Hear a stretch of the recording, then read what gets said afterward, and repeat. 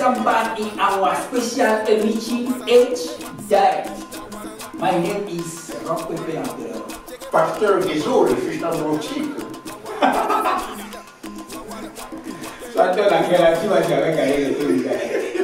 Voilà, et bien, mesdames et messieurs, à Ginette d'aujourd'hui, nous allons parler voilà, de beaucoup de choses. Le premier sujet, c'est voilà, un vieux, bon, pas un vieux, mais un vieux, c'est un vieux. Un homme de 47 ans qui se permet voilà, de violer sauvagement une fille de 9 ans jusqu'à ce que celle-là ne meure. Voilà, c'est dommage. Ouais. Il s'agit d'une fille. C'est quoi le fait? Ouais, bon. Et il s'agit d'une petite fille de 9 ans qui a succombé suite à un viol orchestré sur sa personne par un vieux, c'est-à-dire un homme âgé de 47 ans. C'est quoi cette histoire? Vous imaginez l'écart? Ça veut dire que quand la fille là naissait, le vieux avait 38 ans. Oui, oui. Ah! Bon, ça... Donc toi tu te mets en élection devant une fille de 9 ans. Oui.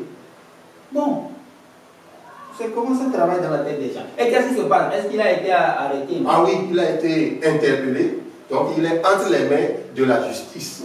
Et les organisations de la société civile, surtout la Ligue togolaise des droits de l'homme, a demandé à ce que justice soit faite et que la justice soit rigoureuse dans son travail pour que ce genre de choses puissent être dissuadés, parce que ça fait quand même, c'est quand même aberrant. Sinon, tous les organes de la société civile ou bien de défense des droits de l'homme se sont levés contre cet acte vraiment inhumain que ce vieux a fait. Donc, un collectif des organisations de la société civile réclame justice pour Josiane. C'est le nom de la petite fille que le vieux a voilà, violée et puis étranglée par la suite. Bon, je ne sais pas. Moi, Pasteur Guézo, si tu étais juge, c'est quelle peine tu vas lui donner? Bon, je vais choisir une peine qui n'existe même pas encore. C'est que, d'abord, il sera pendu. Après... Pendu? Oui. Pendu? Oui, pendu. Ok.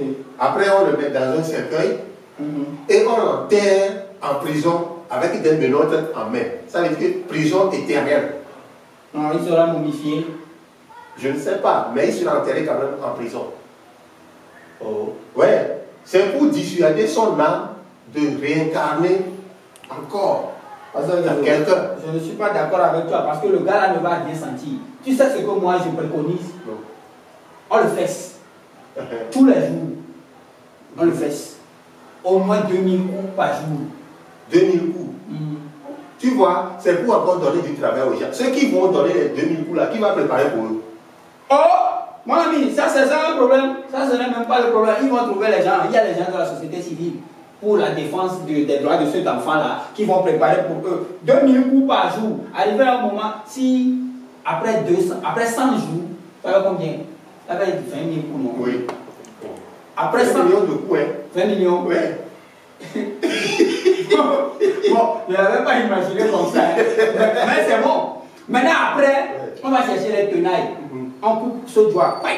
Une semaine après, on coupe jusqu'à ce qu'on coupe tous ces doigts. Ça, c'est la technique à Samuel Doe. Bon, Samuel Doe ou bien Samuel Poitrine, de toutes les façons. Parce que retenons que le gars a violé plusieurs lois. Ah oui, au moins 12 ou 17. Voilà. 17. Que ce soit la constitution togolaise, article 10, 11, 12, 13, 14. Hein? La deuxième ou bien troisième déclaration universelle des droits de l'homme. L'homme a droit à la vie, etc., etc. Le gars, il a violé ça. Voilà. Et ces actes qui sont d'une extrême gravité violent la constitution togolaise de ces articles 10, 11, 12, 13. Voilà. Troisième déclaration des droits de l'homme. Voilà. Il viole également la loi numéro 2015-10 du 24 novembre 2015 portant code pénal en plusieurs de ses dispositions, notamment les articles 165, 166, 167, 168, 171, 172, 211, 212, 213, 214, 215, 216. Voilà. C'est pourquoi je dis, il faut dissuader le gars de façon... Et pour mesure dissuasive, des fessées, plus des coupures, et après on le laisse en prison sans les membres. Voilà, j'ai terminé. Ok, continue. Bon, deuxième sujet. Oui. Deuxième sujet. Interdiction des nouvelles églises. Mesdames et messieurs, l'église, en fait, l'église à Lomé maintenant, c'est trop. Ou bien au Togo, c'est trop. À chaque coin de rue, il y a une église. On ne veut pas ressembler au Congo. Donc, monsieur le ministre Paradoua Boupessi, oui, c'est ça. Oui, Paradoua Boupessi. Voilà, demande au préfet de commencer par répertorier les églises. Voilà, et de voir comment est-ce que ces églises-là se comportent. Parce que il y a des riverains qui se plaignent de la nuisance sonore. Donc, si les préfets font bien leur rapport, le ministre a prévu prendre quand même des dispositions. De toutes les façons, on est au Togo. Si on émet le sujet, c'est que les dispositions sont déjà là. Voilà. Donc, il reste à suivre le caleva. Donc, s'il y a des églises à côté de chez vous qui vous empêchent de dormir, alléluia! Eh bien, gare à vous. Voilà. Vous êtes dans le collimateur gouvernemental. Voilà. Participation du Togo au mondial de l'éco-jogging. Mesdames et messieurs, qu'est-ce qu'on appelle éco-jogging? Voilà. Éco-jogging consiste à faire c'est comme des athlètes, mais à trier et à ramasser des ordures. L'éco-jogging, c'est une sorte de course. Voilà. Il y a des ordures à ramasser sur la voie. Donc quand vous courez, vous ramassez les ordures. Et à la fin, on voit qui a remplacé ou bien qui a ramassé beaucoup d'ordures. Voilà. Donc le Togo a participé, mais il n'a pas gagné. Parce que bon, de toute façon, vous voyez, les gens sont en voiture, ils jettent les ordures partout. Tout ce que nous mangeons, c'est dans la rue. Comment on peut gagner au cours? Non, on ne peut pas gagner. Par contre, qui a gagné? La France. La France, c'est normal. Avec tout ce que les gilets jaunes ont laissé, les caca et tout sur la voie, c'est normal que la France gagne. Parlant de sport, mesdames et messieurs, il y a Benjamin Boupeti qui annonce son retour au Togo. Quoi? Pour escalader les montagnes de... Quelle montagne? Il y a la pluie, non? Tu es allé à Véli, tu es allé à Didogomé, il y a l'eau là-bas. Canoë, kayak. La pluie n'a qu'à tomber, Benjamin Boupeti est là.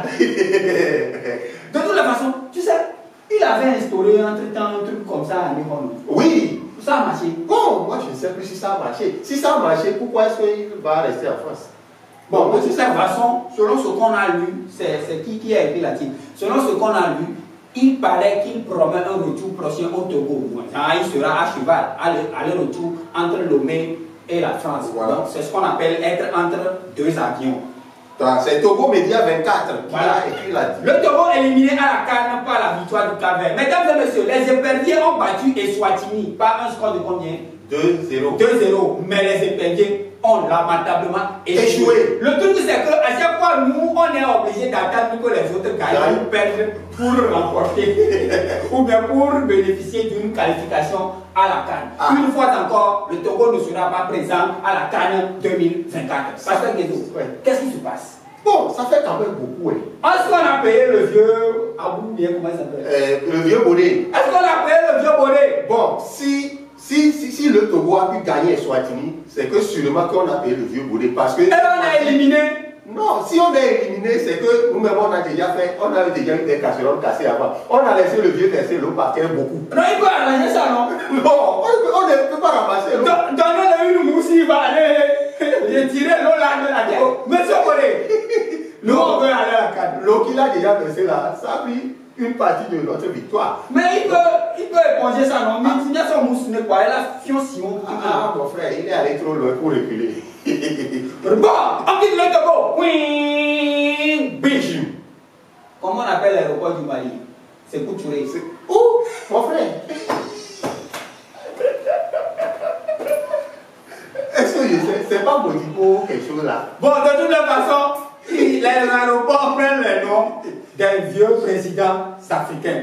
Voilà, ceux qui ont vraiment fait quelque chose. Voilà, donc retrait sans délai de munissement au Mali. Oui, donc depuis le 16 juin dernier, les Maliens, c'est-à-dire les autorités maliennes, ont demandé le départ sans délai de la force MINUSMA qui était sur le terrain depuis que le Mali a commencé à être agressé terroristement. Tous ceux qui ne comprennent pas MINUSMA, c'est quoi MINUSMA? MINUSMA, c'est cette force-là que l'ONU a mis en place pour essayer de ramener l'ordre et la sécurité dans les zones du Sahel, surtout au Mali. Okay. Ramener l'ordre et la sécurité dans l'ordre du Sahel, c'est ça? Oui, dans le Sahel, surtout au Mali. Maintenant, on les a chassés. Oui. Et le Burkina Faso soutient cet acte héroïque, oui, selon eux. Voilà. Audacieux. Voilà, c'est audacieux. Surtout que les Maliens ont évoqué le fait que la MINUSMA, au lieu de régler le problème pour lequel ils sont allés, ils sont en train plutôt de créer d'autres problèmes. En quoi faisant? Qui sont en train de nuire au retour de la paix. Ok. Voilà. Ok. Voilà. Donc, voilà pourquoi, ils ne font pas leur boulot. Voilà pourquoi on les a chassés. Voilà. Les Maliens ont décidé de prendre eux-mêmes les armes pour aller faire le travail que la MINUSMA n'arrive pas à faire. Voilà. Maintenant, on reste toujours au Mali. Il paraît qu'il y a une opposition qui est contre le référendum mis en place ou bien qui est en train d'organiser par la Chine en place. Voilà. C'est un peu bizarre. Au début, ce sont les leaders religieux qui étaient contre le côté laïque de la Constitution. Et cette fois-ci maintenant, ce sont les opposants qui se dressent pour dire que la junte au pouvoir n'a pas le droit de fixer la date du référendum. Maintenant, on a chassé le président. Il y a les militaires qui ont pris le pouvoir, histoire d'arranger les choses. Bon, opposition là, ça sort d'où? Bon, il y a toujours opposition dans chaque pays. Eh, vous là!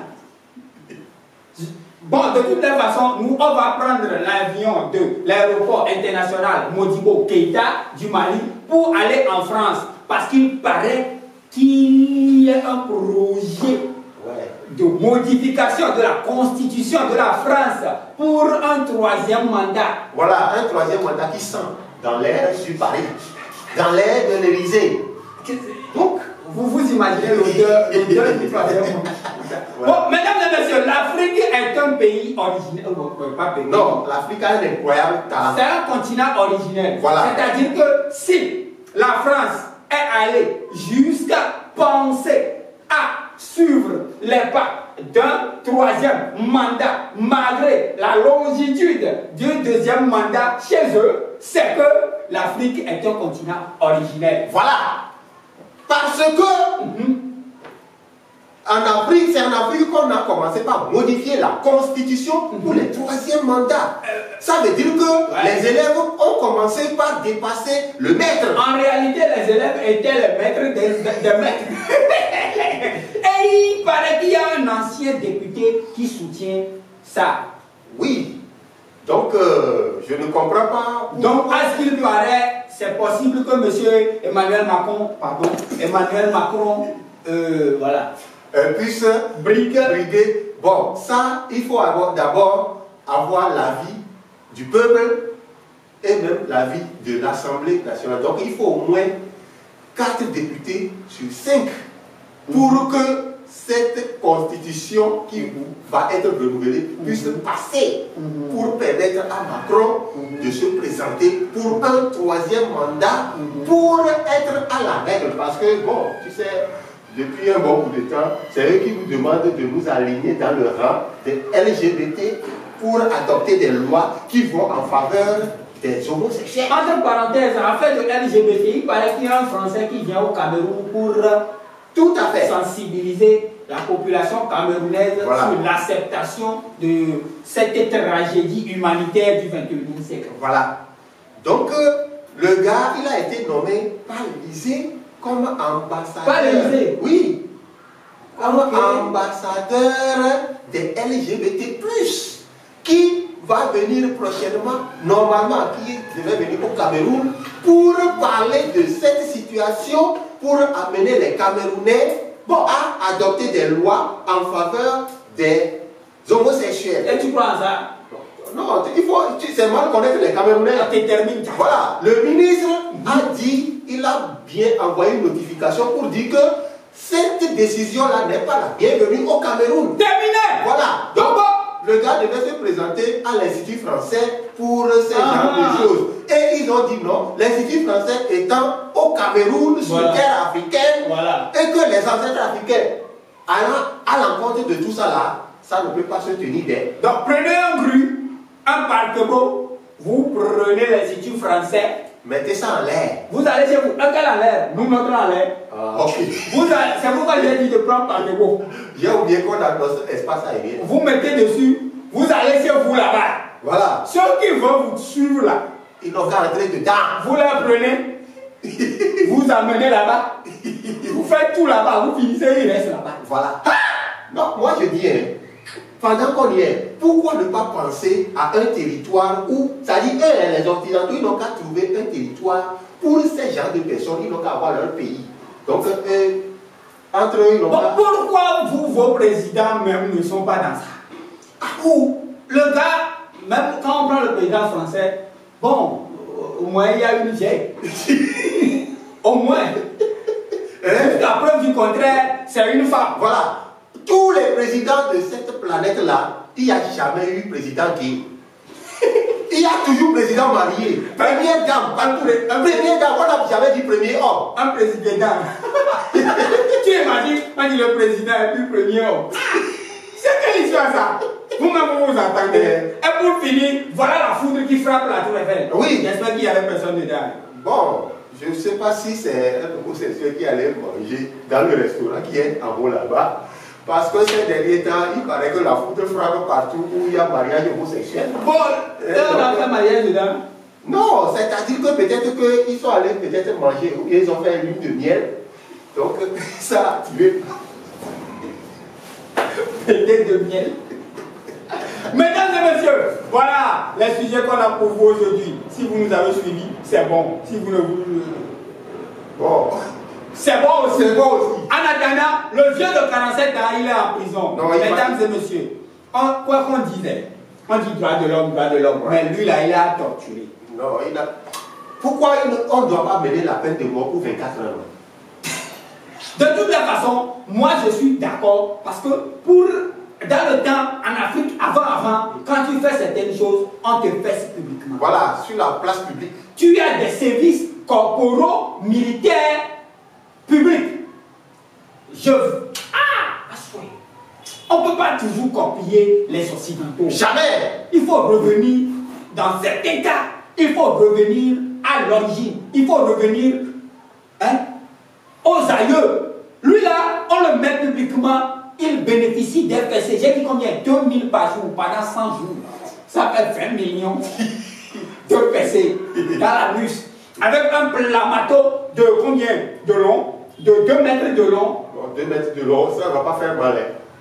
Parce que pour que ça fasse mal, il faut que ça soit un peu à la portée du frappeur. 2 mètres de long, 20 cm de large. Maintenant, le bout doit avoir un poids d'1 kilo. Ça veut dire épaisseur 40. Voilà, quand on fait, on laisse là. Lui-même, il tombe, c'est pas quelqu'un qui envoie. Ça fait que il prend 2 millions, 20 millions de ces fessées-là dans son anus. On va voir qui fera encore ça. Mesdames et messieurs, sinon, je vais d'aujourd'hui. Bon, on demande nos condoléances à la famille éplorée. Et courage. Et que justice soit vraiment faite pour cette petite innocente. Prions Dieu qu'il vous donne un autre enfant. Quoi qu'on dise, on n'a pas le choix, c'est déjà arrivé. Courage à vous. Mesdames et messieurs, à direct aujourd'hui. Terminé.